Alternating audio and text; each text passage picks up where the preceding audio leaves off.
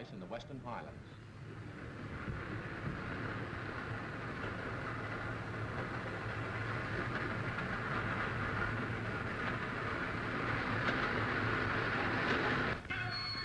Blown me if we didn't start training as soon as we got there. No getting out onto the platform, that's too civilised.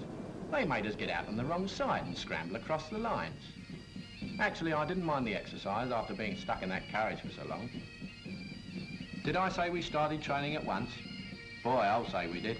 It's 7 miles to the camp from the station, uphill and down dale, and they forgot to order me a taxi.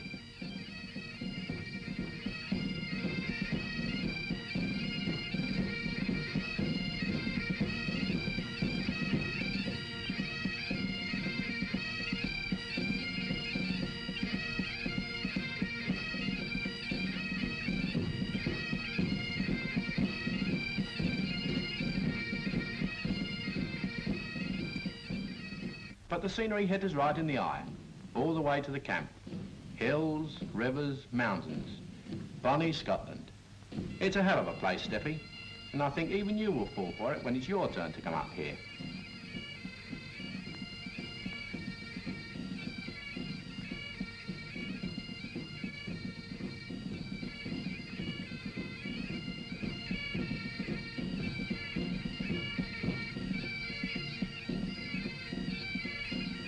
Well, the 7 miles soon went by and we marched into Achnacarry camp. It's a bit of a shocker, that name, if you don't happen to be Scots. But not half as much a shocker as the pretty little sideshow they've got right inside the camp gates. Graves, Steffi. A whole perishing row of them. Laid out to warn the new chaps not to be sort of careless like. I don't know if they're real or not, but blimey, they didn't half shake me.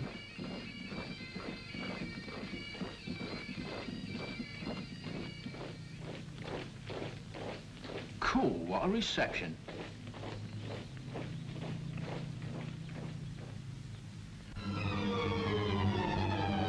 Next day we got cracking in real earnest. Well, Steffi, you know I've never been crazy about PT, but they do it kind of different here. And well, believe me or believe me not, I actually began to enjoy it. All the officers go through the mill too. Same course as us. That's what I like about this place. No favouritism, no chairborne types.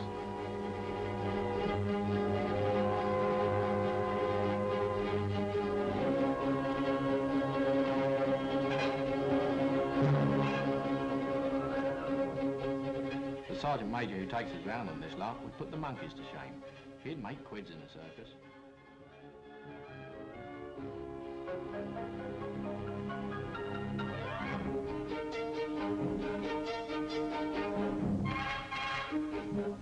They've got a sort of glorified trapeze act here that teaches you how to hike for miles without touching the ground. It's called the Tarzan course, but believe me, we've got old Tarzan beat at his own game.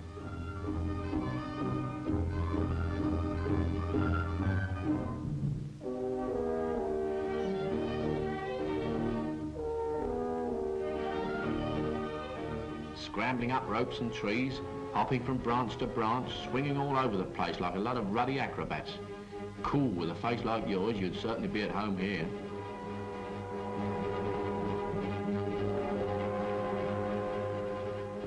Old Stinker, Sergeant Major that is, tells us that the official object of this course is to conquer the horror of ice, give us a sense of balance and build the body beautiful. Well, I don't know about all that, but the fact is that it's a bit of all right. In other words, it's sort of different.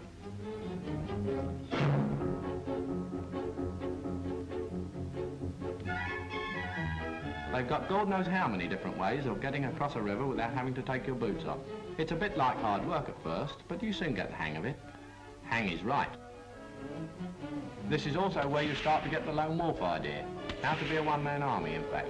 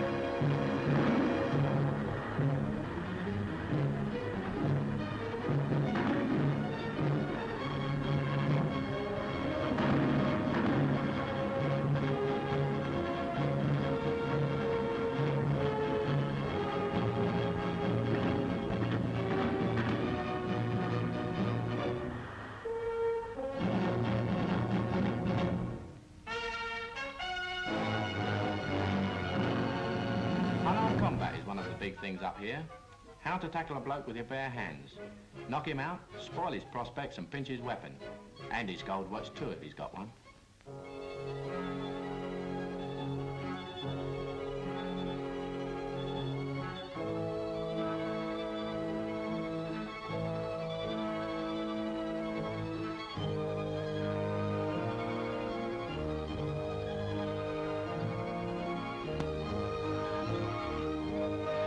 What interests me right now is what goes on down at St Ives. I'm due to go there next week. Have you ever been there? St Ives? Yes, I've been down there. It's a regular picture of a place, and the first time you see it, you'd never think there was anything military there. But if you look closer at the variety of craft in the harbour, you'll see some which are used by us all over the world.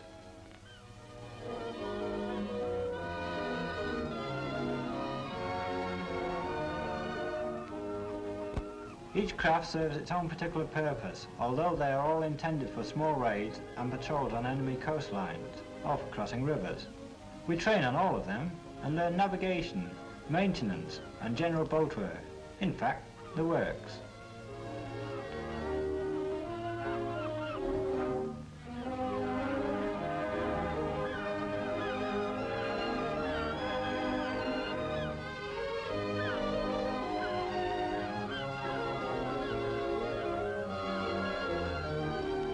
St Ives is a paradise for signallers too. All the latest equipment to play with, things you never knew existed. For instance, I don't suppose you've ever heard of the homing gadget called the S-phone.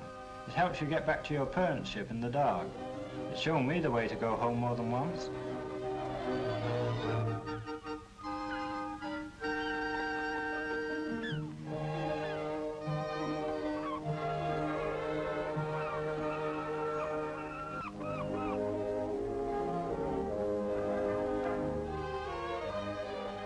Another clever gadget they got there is a floating cable, strong as a rope, and you can talk quite clearly through it over any distance.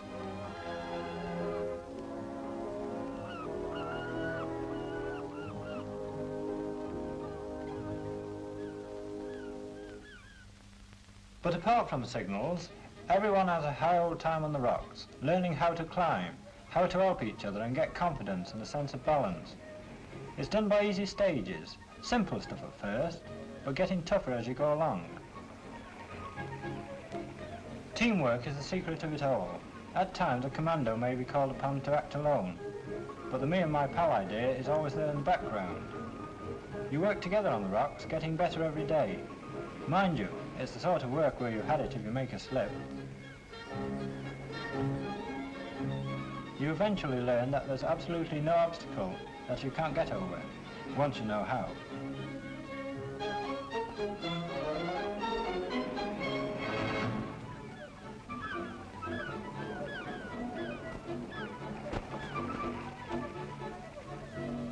When you've got the general idea and think you know all about it, you're put on a rock climbing assault in full fighting kit, which shows you how much you really do know. It's tougher this way, but it's good training for the real thing.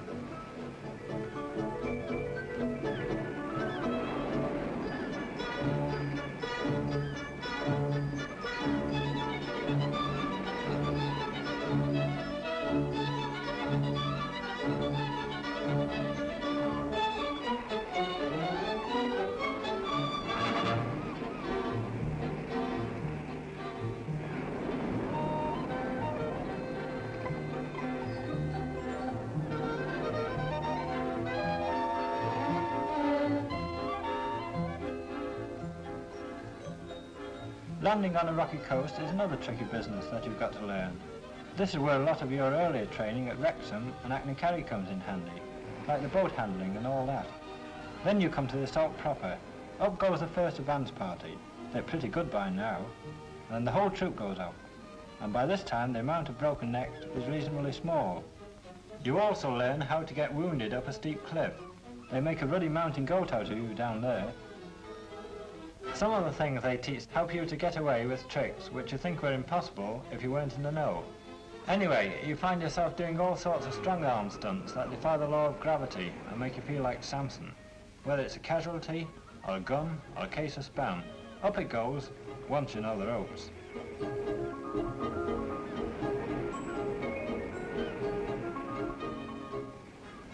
What goes up must come down. So we're going for abseiling, which has nothing to do with sailing, but comes from an Austrian mountaineer's word, meaning going down a cliff on a rope. At first, it looks difficult and thoroughly dangerous, but it isn't long before you're doing it with speed and confidence. You never use the stairs after this.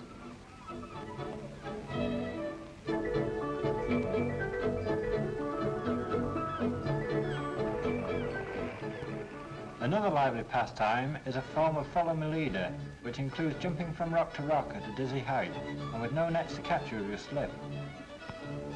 There's no time to admire the wonderful scenery, you've got to concentrate, or else.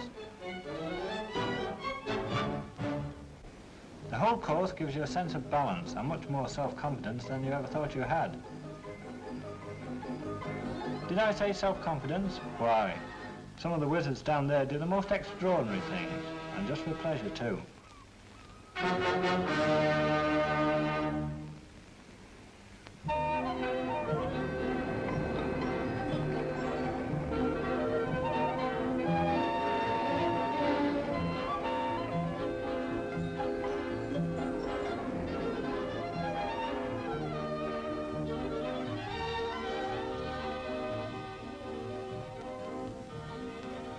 Well, that's what they do at St. Ives. Do you think you'll like it?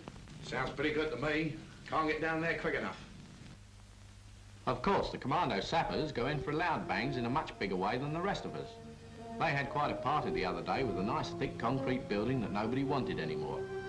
Sometimes I feel sorry I didn't follow their trade when I see them setting out to put pay to something really big.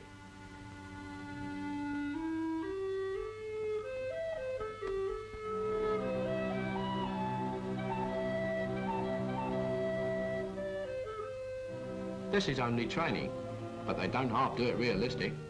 Bangalore torpedoes, bullets, high explosive, everything was live. And so was I, but only because I kept well out of the way.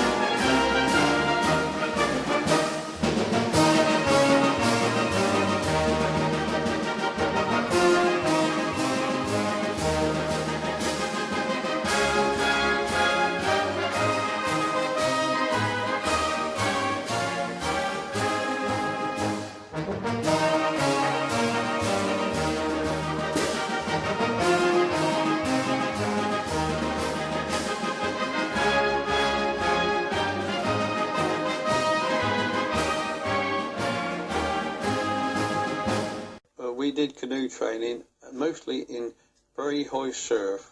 This was mostly done at night and practicing doing canoe compass courses in the canoes at night. There the tides are very swift in the estuary to Padstow, and we probably spend nights paddling on various courses in different directions, landing on specific beaches. This was all practice of when we did the raid with the two-man canoe. We were probably there about 3 months.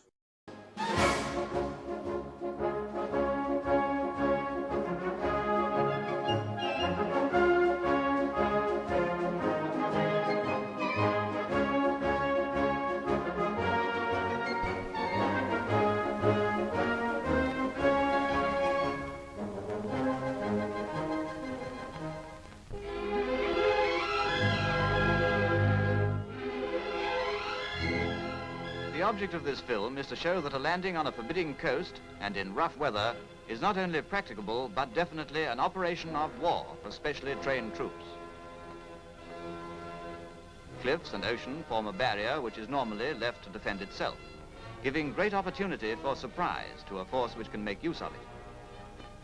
This exercise is an experiment in rough weather landings under difficult conditions. The landing is the opening phase of larger operations. It is made in daylight for demonstration purposes only. Here's a stretch of the Cornish coast exposed to the Atlantic swell. A practicable beach and beach exit exist here, but it's heavily defended and mined. Further west, a light force might land in this cove, which is defended by a few machine guns. Beyond is a stretch of barren cliff, inland from which is a small coast defense battery. The plan evolved is first to put a small force ashore in this area, the approach being made in darkness and the touchdown just after first light. The tasks of this force are, 1, to destroy the battery, and 2, to take the defenses of the cove from the rear, clear beach mines, and form a bridgehead. This will allow stronger forces to land and make for the main landing beach, repeating on a larger scale the same operation of rear attack. The whole operation takes the form of a progressive bridgehead. It's significant that this area in general character is not unlike stretches of the coast of Brittany. The only craft available for this exercise was the FBE-3, but being flat-bottomed and punt-ended, it is entirely unsuitable. A good type for this operation would be the LCPM, adapted from the Yorkshire cobble and power-driven with high, sturdy bows, or else the power dory.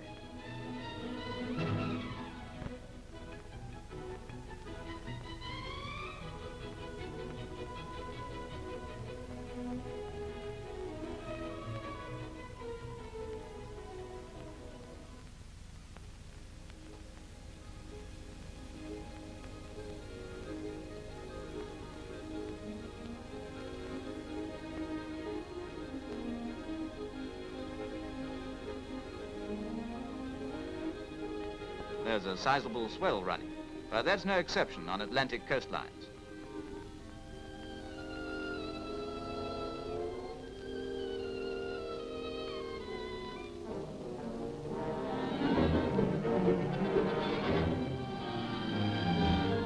As we near the objective, the craft are assembled. Paddles, kedge anchors, and gear are checked over. The landing area is reached. The tower on the skyline there marks the battery position.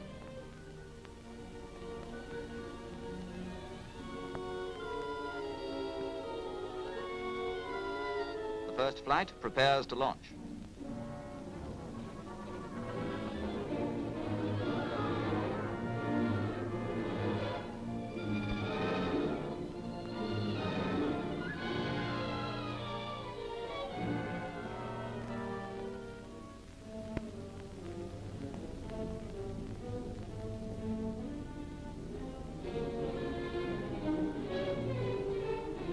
Paddling causes undue fatigue, which would be eliminated by the use of power.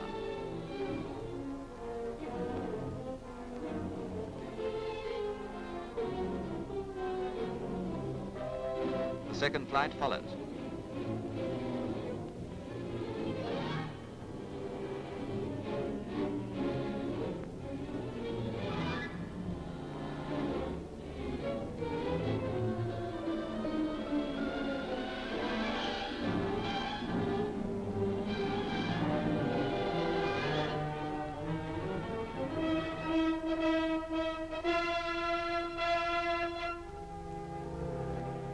the initial landing, craft must be sacrificed, and re-embarkation is not considered. This boat's kedge anchor dragged, throwing the craft out of control.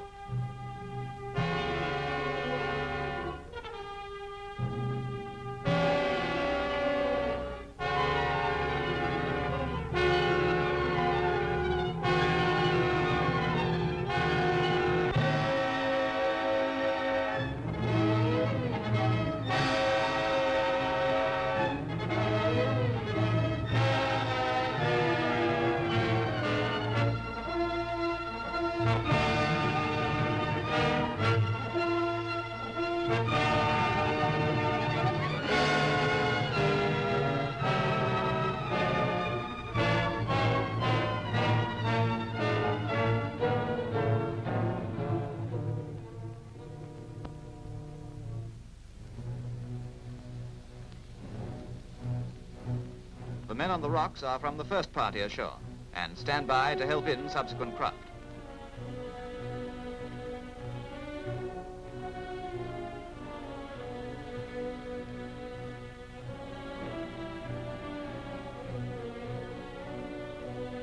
Further up, another boat touches down.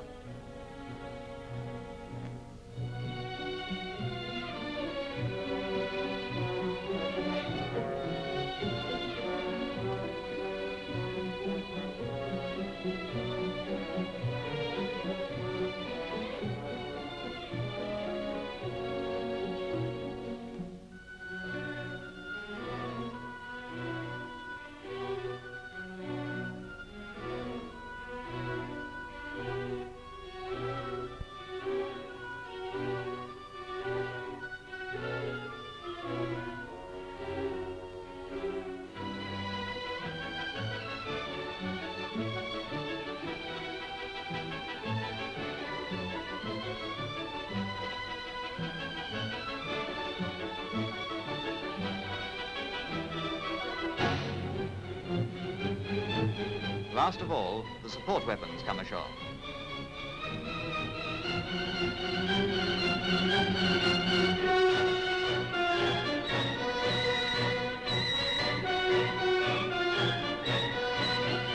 Where the cliffs are too steep, the heavy loads are hauled up.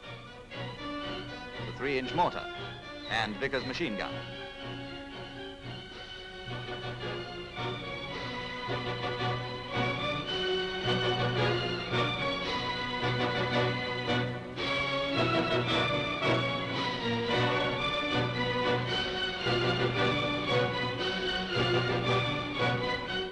Now, bombs and ammunition.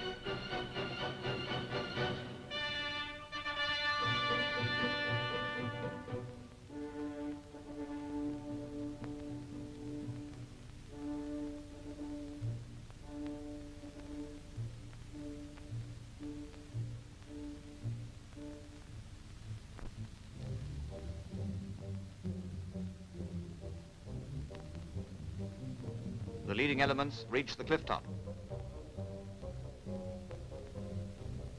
Support weapons follow.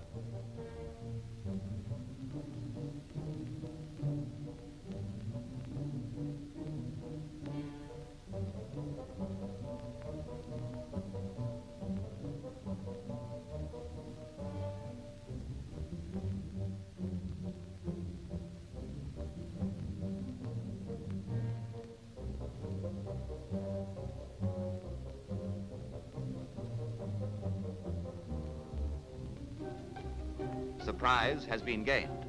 Positions are taken up for the attack.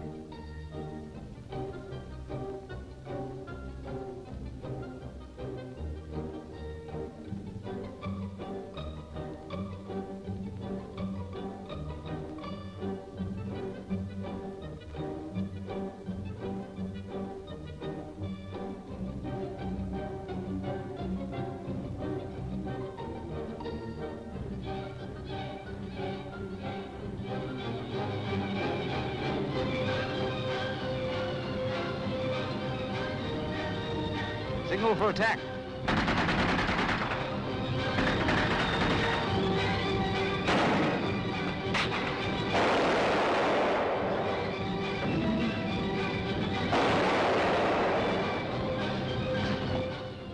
arranged, a left flanking movement up the ridge takes place with supporting fire frontally and smoke cover from the mortars. The assault goes in.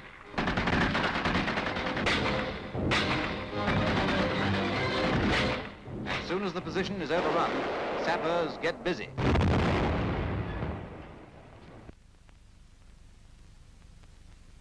In the words of the Prime Minister, amphibious operations of peculiar complexity and hazard on a large scale are now approaching.